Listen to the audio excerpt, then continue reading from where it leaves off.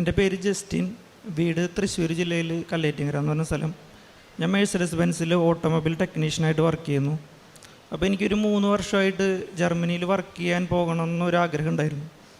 അപ്പോൾ ഞാൻ അതിന് വേണ്ടിയിട്ട് ഞാൻ വർക്കിൻ്റെ കൂടെ തന്നെ ലാംഗ്വേജ് പഠിച്ചു. അങ്ങനെ അത്യാവശ്യം കുറച്ച് അധികം എഫേർട്ട് എടുത്ത് ഞാൻ ലാംഗ്വേജൊക്കെ പാസ്സായി. എന്നിട്ട് ഞാൻ കുറച്ച് നാൾ ഒരു 3-4 മാസം വെയിറ്റ് ചെയ്തിട്ടും എനിക്ക് ഇൻ്റർവ്യൂസ് അങ്ങനത്തൊന്നും സെറ്റായില്ല. അപ്പോൾ ഞാൻ ഒരുപാട് വിഷമിച്ചിരിക്കുകയായിരുന്നു. അപ്പോൾ എൻ്റെ ഒരു കസിൻ ഇവിടെ കൃപാസനത്തിൽ വന്നായിരുന്നു. അപ്പോൾ അവൾ നിയോഗം വെച്ച കാര്യങ്ങളൊക്കെ നടത്തപ്പോൾ എന്നോട് ഇങ്ങനെ പറഞ്ഞു. പക്ഷേ എനിക്ക് ഇവിടെ ഈ ഉടമ്പടിയുടെ കാര്യങ്ങളും അതുപോലത്തെ കഥകളൊക്കെ എൻ്റെ അടുത്ത് പറഞ്ഞപ്പോൾ എനിക്ക് അതിങ്ങോട്ട് ഉൾക്കൊള്ളാൻ പറ്റിയില്ല. എനിക്കതൊരു അങ്ങനെ ഒരു വിശ്വസനീയമായിട്ട് തോന്നിയില്ല. അപ്പം ഞാൻ പിന്നെയും അങ്ങനെ അത് വിട്ടു, അങ്ങനെ ആലോചിച്ചൊന്നുമില്ല. പിന്നെ ഒരു പ്രാവശ്യം എൻ്റെ വേറൊരു കസിൻ വരണമെന്ന് പറഞ്ഞു. അപ്പോൾ അവൻ്റെ കൂടെ ചെല്ലുമെന്ന് പറഞ്ഞപ്പോൾ ഞാൻ അവൻ്റെ കൂടെ വന്നതാണ്.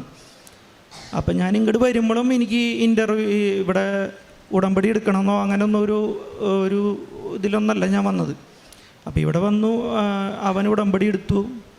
അപ്പം ഞാൻ വിചാരിച്ചു എന്നാൽ ഉടമ്പടി എടുക്കാം എന്ന് വിചാരിച്ചു. അപ്പോഴും എനിക്ക് വിശ്വാസമൊന്നും ഉണ്ടായില്ല. അങ്ങനെ ഞാൻ ഇവിടുന്ന് ഉടമ്പടി എടുത്തു പോയി. അപ്പോൾ കുമ്പസാരിച്ചിട്ടൊരു 3 വർഷമൊക്കെ ആയിട്ടുണ്ടായിരുന്നു. അപ്പോൾ പിറ്റേ ദിവസം പള്ളിയിലൊക്കെ പോയി കുമ്പസാരിച്ച് ഞാൻ അത് കഴിഞ്ഞിട്ടുള്ള ദിവസം കാലത്ത് പ്രാർത്ഥനകളൊക്കെ ചൊല്ലി.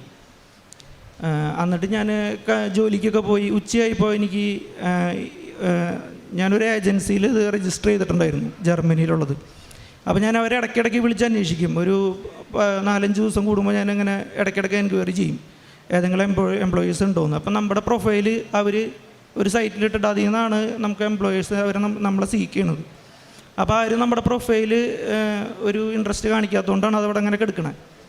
അപ്പോൾ ആ മേഡം എന്നെ വിളിച്ചിട്ട് പറഞ്ഞു ഒരു എംപ്ലോയർ വന്നിട്ടുണ്ടെന്ന് പറഞ്ഞു. അപ്പോൾ ഞാൻ അവരുടെ ഡീറ്റെയിൽസ് എടുത്ത് നോക്കി. അപ്പോൾ അവർക്ക് ഒരുപാട് ബ്രാൻഡ്സ് ഉണ്ട്. അപ്പോൾ പല കമ്പനികളും ആ കമ്പനി കൈകാര്യം ചെയ്യുന്നുണ്ട്. അതിനകത്ത് മെഴ്സിഡസ് ബെൻസും ഉണ്ട്. അപ്പോൾ ഞാൻ നോക്കിയപ്പോൾ പ്രൊഫൈലൊക്കെ ഓക്കെയാണ്. അപ്പോൾ ഞാൻ പറഞ്ഞു എന്നാൽ ഞാൻ ഇൻ്റർവ്യൂവിന് വരാം എന്ന് പറഞ്ഞു. എന്നിട്ട് ഞാൻ ഒരാഴ്ചയ്ക്ക് ശേഷം അവർ ഇൻ്റർവ്യൂ ടൈം അറേഞ്ച് ചെയ്തു. ഞാൻ ഇൻ്റർവ്യൂവിന് ചെന്നു. ഇൻ്റർവ്യൂവിന് ചെന്നപ്പോൾ എനിക്ക് ഭയങ്കര ടെൻഷനായിരുന്നു.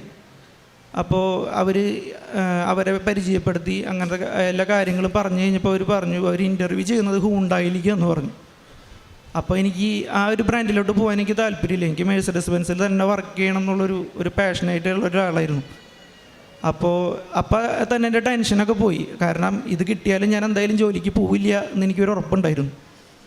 എന്നിട്ട് ഞാൻ അവരുടെ ടെക്നിക്കൽ ഇൻ്റർവ്യൂസും കാര്യങ്ങളൊക്കെ എല്ലാം അറ്റൻഡ് ചെയ്തു. ഓക്കെ അത് കഴിഞ്ഞപ്പോൾ ഞാൻ പറഞ്ഞു എനിക്ക് മെഴ്സിഡസ് ബെൻസ് അല്ലാണ്ട് വേറൊരു ബ്രാൻഡിലോട്ട് വർക്ക് ചെയ്യാൻ എനിക്ക് താല്പര്യമില്ല.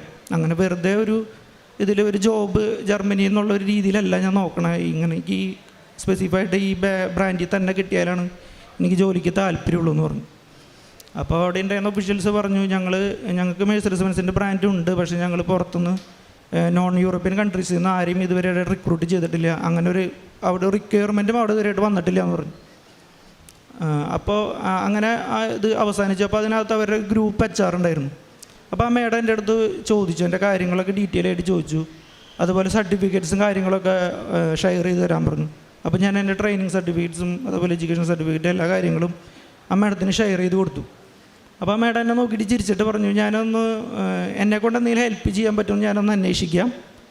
ഉറപ്പൊന്നും പറയാൻ പറ്റില്ല, ഞാനത് എൻ്റെ രീതിയിൽ ഞാനൊന്ന് നോക്കിയിട്ട് ഒരാഴ്ചക്കുള്ളിൽ എന്തെങ്കിലും അപ്ഡേറ്റ്സ് ഉണ്ടെങ്കിൽ പറയാമെന്ന് പറഞ്ഞു. അപ്പോൾ എനിക്ക് കോൺഫിഡൻസ് ഒന്നും ഉണ്ടായില്ല. ആൾ വെറുതെ ഒരു ജനറൽ ടോക്ക് എന്നുള്ള രീതിയിൽ പറഞ്ഞതാവുമെന്നാണ് ഞാൻ വിചാരിച്ചത്. പക്ഷേ കറക്റ്റ് ഒരാഴ്ച കഴിഞ്ഞപ്പോൾ ആ മേഡം എന്നെ വിളിച്ചു. എന്നിട്ട് എനിക്കൊരു മെയിൽ അയച്ചു. അതുപോലെ മെയിലിൽ 2 ലിങ്കും തന്നു. അവരുടെ ബ്രാൻഡ്സും കാര്യങ്ങളും എല്ലാം ഇതായിട്ട് ഏത് ഏരിയയിലാണ് ജോയിൻ ചെയ്യാൻ താല്പര്യം എന്ന് ചോദിച്ചിട്ടാണ് മേഡം എനിക്ക് മെയിൽ ചെയ്തത്. അപ്പോൾ അത് കണ്ടപ്പോൾ അപ്പോഴാണ് ശരിക്കും എനിക്ക് ഈ ഉടമ്പടിയുടെ ഒരു വിശ്വാസം എനിക്ക് വന്നത്.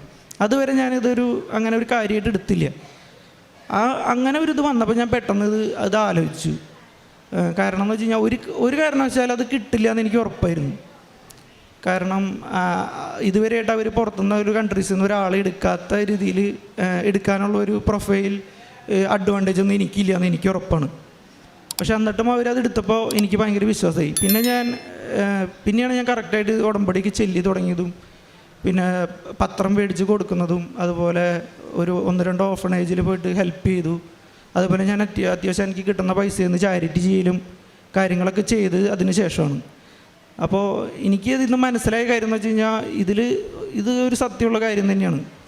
അല്ലാണ്ട് നമുക്ക് അങ്ങനെ പലപ്പോഴും തോന്നും, നമ്മളിത് ഇങ്ങനെ ഇപ്പോൾ എന്നെപ്പോലെ വരാത്തവർക്ക് എല്ലാവർക്കും തോന്നും ഇത് ഇങ്ങനെ ഉടമ്പടി എടുക്കണമെന്നൊക്കെ കാണുമ്പോൾ നമുക്ക് അങ്ങോട്ട് വിശ്വസിക്കാൻ അങ്ങോട്ട് പറ്റില്ല.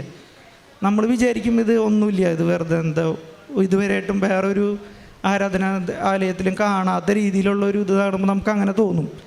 പക്ഷെ അങ്ങനെയല്ല, അതിനകത്ത് മാതാവിൻ്റെ ഒരു പ്രത്യേക ഒരു അനുഗ്രഹവും ഒരു അത്ഭുതമൊക്കെ ഉണ്ടെന്നുള്ളത് ഞാൻ അന്നാണ് വിശ്വസിച്ചത്.